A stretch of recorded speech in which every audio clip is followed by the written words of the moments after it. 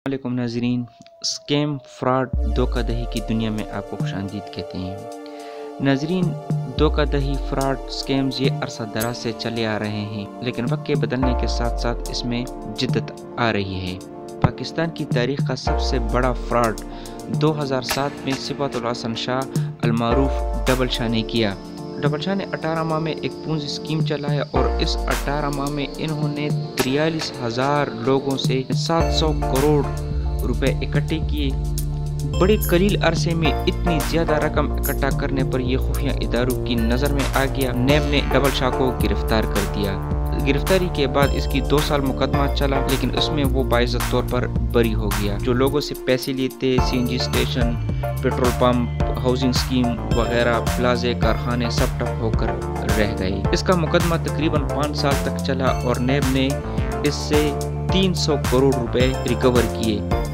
700 में से 300 करोड़ नैब ने रिकवर किए, तो इन्होंने पैसे देने की बजाय, बार्गेनिंग करने की बजाय सज़ा काट ली और मज़ीद 2 साल की सज़ा इसने काट कर ये 15 मई 2014 को बाइज्जत तौर पर बरी हो गया। बरी होने के बाद इसके इन्वेस्टर ने इस पर मनोपत्तियां बरसाई, मस्जिद की लाउड स्पीकरों से इसको मुबारकबाद दी और इसको घर ले आया। अब ये 400 करोड़ का मालिक था और कानूनी इदारे इस बात के मजाज नहीं थे कि वो इसको गिरफ्तार कर ले या इसे पूछगछ कर ले या दोबारा इस पर कोई मुकदमा बनाए।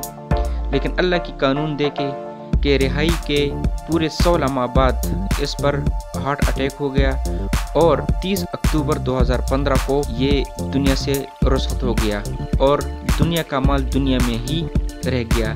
लेकिन इसने 43,000 लोगों की बद्दुआएं अपने साथ ले गया, जबकि अल्लाह ताला कहता है कि मैं अपना हक बख्श देता हूँ, लेकिन किसी और का हक मैं नहीं बख्शता। यहाँ पर डबल शाह की कहानी ख़त्म हो गई। लेकिन जिस तरह फ़िरौन एक फ़िरौन नहीं था, इसी तरह डबल शाह भी एक डबल शाह नहीं था। इसने और डबल शाहों को जन्म दिया और एक और डबल शाह पैदा हो गया, जिसने बड़ी आसानी के साथ और एक बड़े अच्छे फार्मूले के साथ हज़ारों लोगों को लूटा मुज़ारबत के नाम पर। मुज़ारबत इसमें उलमा, मुफ्ती और दीनी तबके को अपना नेटवर्कर बनाया, लेकिन उनको भी पता नहीं था कि हमारी असल रकम जाती किसके पास है। मुज़ारबत असल में उसको कहते हैं जब आप किसी को पैसे देते हो और वो आपके पैसों पर बिजनेस करे और उस बिजनेस की में जो प्रॉफिट आए उसका कुछ हिस्सा, कुछ परसेंटेज वो प्रॉफिट की मद में आपको दे, तो इसको मुज़ारबत कहते हैं, जो सूद के ज़ुमरे से पाक होता है। तो उलमाओं का नाम सुनते ही लोगों ने बड़ी आसानी के साथ पैसे देना शुरू कर दी, लेकिन वो भी ज़्यादा अरसा नहीं चला और उसका डबल शाह भी गायब हो गया। और अब भी बहुत से उलमा और बहुत से सफ़ेद पोश लोग जेल के अंदर सड़ रहे हैं। मुज़ारबत का स्कैंडल 280 अरब तक पहुंच गया। इस फ्रॉड के बाद 2017 में अहमद सियाल और इरम शहजादी, पंजाब से ताल्लुक़ रखने वाली मियाँ बीवी ने एक कंपनी शुरू की, M&M motorcycle private limited company के नाम पर। इंतहाई तेजी के साथ पूरे पाकिस्तान में इन्होंने अपना नेटवर्क बनाया, कहीं 100 ऑफिस बनाए और नेटवर्क मार्केटिंग के जरिए ये पैसे इकट्ठे करते रहे। लेकिन ये भी खुफिया इदारों की नजर में आ गया और अहमद सियाल को गिरफ्तार कर लिया। लेकिन मजे की बात यह है कि अहमद सियाल कंपनी का ऑनर गिरफ्तार करने के बाद भी तकरीबन 4 से 6 माह तक कंपनी पंजाब में मुकम्मल तौर पर खत्म हो चुकी थी, लेकिन KPK में 4 से 6 माह बड़े जोर और शोर से चलती रही और इन्होंने तकरीबन कोई 1.5 से 2 साल में 1100 करोड़ रुपए इकट्ठे किए और लोगों को चूना लगवाया। M&M motorcycle company private limited का मालिक अहमद सियाल और इसके कुछ कारिंदे अब भी नैब की हिरासत में हैं, जिससे काफ़ी हद में इनसे रिकवरी हो भी चुकी है। M&M का सब कुछ ख़त्म हो गया, टाइटैनिक की तरह डूब गया, लेकिन आज तक M&M में नेटवर्करों के जरगे और पंचायतें, FIRs, दुश्मनियाँ वगैरह आज तक शुरू है और बहुत से ऐसे नेटवर्कर जिन्होंने लालच में आकर अपना कमीशन देखते हुए बहुत से लोगों के साथ स्टाम्प किए, चेक्स दिए और गारंटी के तौर पर काम किए, जो कि रूपोश हो चुके हैं। M&M में नेटवर्क पर हज़ारों की तादाद में FIRs हो चुकी है और अभी तक M&M में 11 अमवात हो चुकी है, जिसमें कुछ اموات دشمنی پیسے وصول کرنے کی مد میں، اور کچھ نیٹ ورکروں نے خودکشی کر لی۔ احمد سیال نیب کی حراست میں ہیں، لیکن ابھی تک MNM کے متاثرین پر امید ہے کہ نیب کی طرف سے ان کو کچھ نہ کچھ ریکوری کی مد میں ضرور ملے گا۔ MNM کے ختم ہو جانے کے بعد بہت سے نیٹ ورکر MNM میں متاثر ہو گئے۔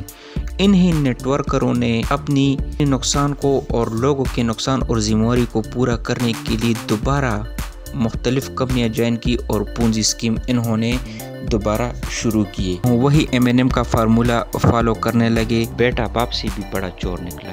ڈبل شاکی اسکیم کا ریکارڈ MNM نے توڑا، لیکن MNM کا ریکارڈ اس کے ہی ایک کارندے نے اس کے 10 گنا بڑھ کر اس کو توڑا۔ شاید ہی پاکستان میں کوئی ایسی نئی کمپنی آئی جو اس ریکارڈ کو توڑ سکے۔ MNM کا ایک کارندہ پشین کوئٹہ سے تعلق رکھنے والا Kashif Qamar MNM motor cycle company کی ایک فرنچائز کوئٹہ میں پشین میں لی تھی۔ MNM کا مالک احمد سیال گرفتار ہونے کے بعد وہ منی سرکولیشن سٹاپ ہو گیا، تو کاشف قمر نے MNM کا فارمولہ اپناتے ہوئے اپنی ایک 3 الائن کے نام پر ایک کمپنی بنوائی، جس کی ACCP سے کسی قسم کی رجسٹریشن نہیں ہوئی تھی اور ACCP نے اس کو فیک قرار بھی دیا تھا۔ اس نے یہ کمپنی بنائی اور اس میں چند لاکھ کی انویسٹمنٹ کر کے مختلف کمپنیوں سے fridge, LED، washing machine, AC اور چند موٹر سائیکل لے کے مزید بلوچستان میں 6 آفس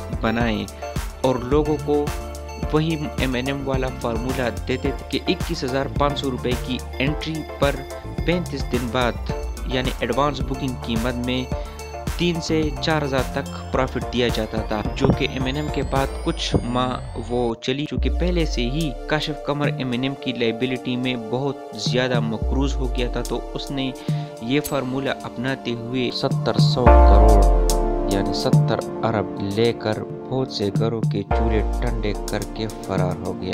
MNM کے ختم ہو جانے کے بعد FMG یعنی فاسٹ مارکیٹنگ گرو فیضان اصغر بٹ لاہور میں انہوں نے سٹارٹ لی، جو کہ بعد میں KPK میں منتقل ہو گئی اور تقریباً کوئی 8 سے 9 مہینے وہ چلی اور اس کے بہت سے کارندے نیب نے اپنے حراست میں لے لی، لیکن فیضان اصغر بٹ اپنی اثر رسوخ کی وجہ سے آزاد گھوم رہا ہے۔ تقریباً 27 کروڑ کی لائبلٹی FMG کی بنتی ہے۔ FMG کے بعد روکی موٹر سائیکل پرائیویٹ لمیٹڈ پاک پتن عارف والا ساہیوال میں مقصود نامی ایک شخص نے یہ فیکٹری اس کے صرف ڈاکومنٹس لے لیے اور اس پر پونزی اسکیم کا آغاز کر دیا اور اس نے بھی کروڑوں روپے کے فراڈ کیے۔ بہت سے FIR درج ہوئے ہیں۔ مقصود بھی MNM میں بری طرح سے متاثر ہوا تھا اور اس کے کئی مقدمات چل رہے ہیں۔ پھر اسی دوران RG کمپنی آئی۔ RG کمپنی بھی MNM کے نیٹ ورکر کی متاثرینوں کی ایک کمپنی بنائی اور کہیں کروڑ روپے لے کر وہ بھی رفو چکر ہو گئے۔ King Rider motorcycle company آ گئی، انہوں نے بھی پونزی اسکیم کا آغاز کیا اور چند کروڑ روپے لے کر مارکیٹ سے غائب ہو گئے۔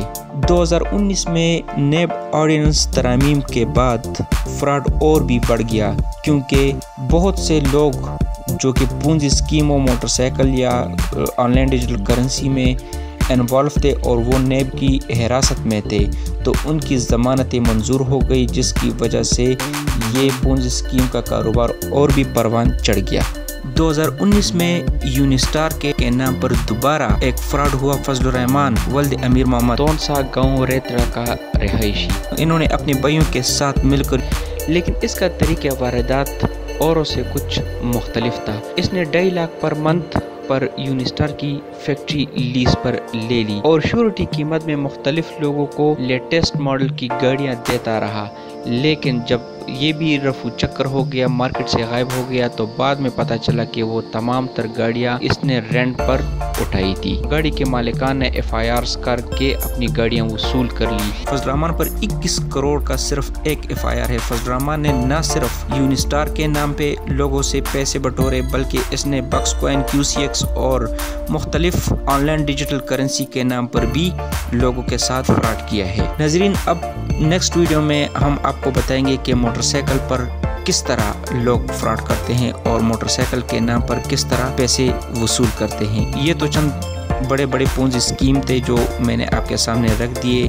انشاءاللہ نیکسٹ ویڈیو میں ہم آن لائن ڈیجیٹل کرنسی یعنی one coin, but coin, first coin, box coin, QCX، WCI، یہ مختلف قسم کی کمپنیاں ہیں، یہ لوگوں کے ساتھ کس طرح فراڈ کرتی ہیں اس پر بھی ہم تفصیلاً بات کریں گے۔ مزید ویڈیو دیکھنے کے لیے اور پونزی اسکیموں کے بارے میں اویئرنس حاصل کرنے کے لیے چینل کو سبسکرائب کریں۔ انشاءاللہ ایز سون ہم اور ویڈیو بھی اپلوڈ کریں گے۔ Thank you.